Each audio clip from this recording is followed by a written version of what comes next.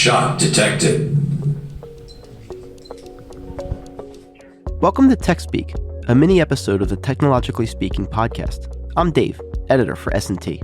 What you just heard is a clip from a November field test of a cutting-edge, portable gunshot detection system, one that pairs acoustic sensors and infrared cameras to quickly alert law enforcement to incidents. This episode was recorded live at Joint Base McGuire-Dix-Lakehurst in New Jersey as responders evaluated every aspect of the technology. So let's first hear from Nicholas Lennie, Chief Deputy of the Story County, Iowa Sheriff's Office and member of the S&T's First Responder Resource Group. Today we're here to evaluate a gunshot detection system that is different from many of the gunshot detection systems that are out there. I think this technology, number one, will take minutes off the response time. Traditionally, if you're going to have a 911 phone call into your dispatch center, it's going to take them probably up to a minute to collect some of the basic information as far as where the gunshots are, what the suspect looks like, the location of the caller, the name of the caller. And when you're talking about gunfire going off, a lot of times these incidents happen very quickly and they're over very quickly. And so that minute to 2 minutes to take the call and dispatch out, that's a lot of valuable time, and there could be lives lost in that time. With this system here, we're seeing the initial alert coming out about 4 seconds after the gunshot.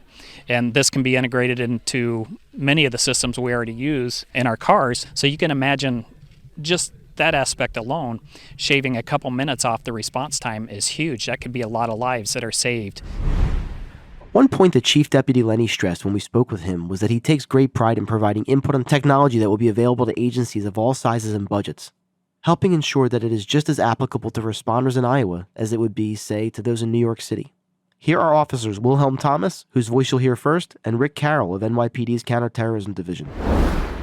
New York City currently deploys detection throughout the 5 boroughs. There's that one issue that, I heard the gunshots, but it takes a while for an individual to get to the idea of maybe I should call 911. It's like, oh, that didn't happen. And then another one happens, and they're like, oh my God, and it sets in, and then it's 2 or 3 minutes has passed, and that's when they finally call 911.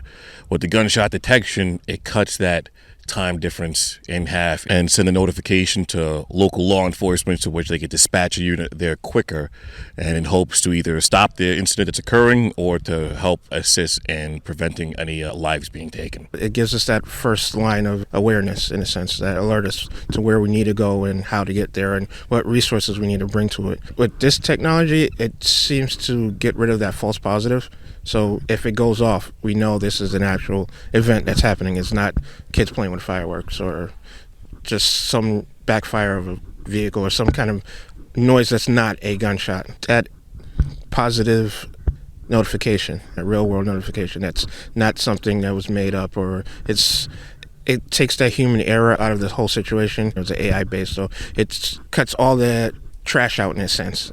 You get the real data that you really need. You have a better response and you're more ready for the situation. I think that this product works really well. That the technology looks sound. As we were watching it in its current testing phase, we see them shooting it multiple times, and depending on where the sensors are, and you could give a title to the sensors, it could give you a little bit more pinpoint location of where the shooter is, that kind of deal.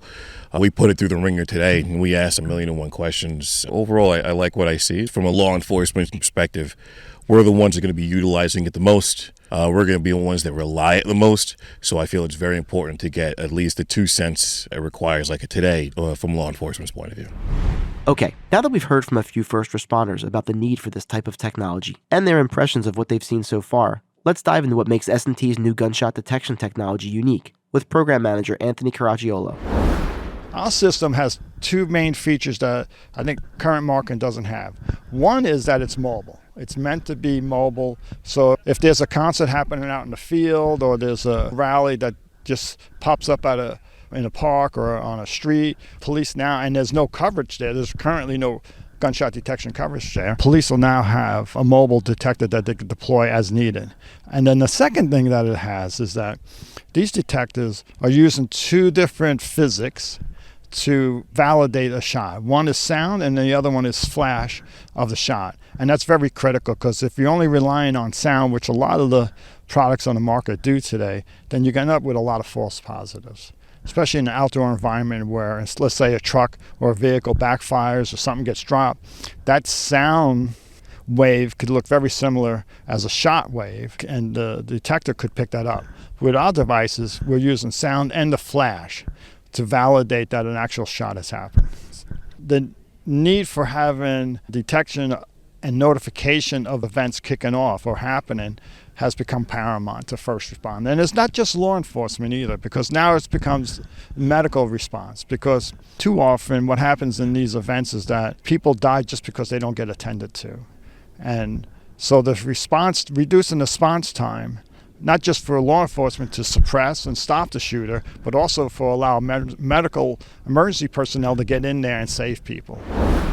And here's test lead Brenda Velasco-Lopez of S&T's National Urban Security Technology Laboratory on why it is so important to test this type of technology directly with first responders. We're here testing this technology with first responders to provide them an opportunity to give feedback on what's working correctly for the technology, what is not, what improvements can be made.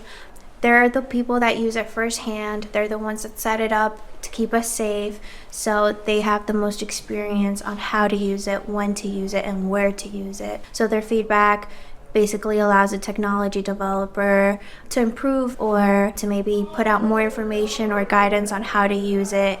The next steps are for us to gather all the data collected. We will put out a report. It's an operational field assessment report that should be out within approximately the next 3 months. That will contain all the feedback provided today. And with that, we'll wrap up with one final thought from Chief Deputy Lennie. I'm really pleased to see where they're at with this technology. I think just with what they have presented today, it's a very solid foundation. Very solid indeed. This has been TechSpeak. Thanks to our first responder evaluators, and thank you for listening. You can learn a lot more about our first responder mission and R&D on S&T's website and by following us at DHS SciTech. DHS SCITECH. Bye.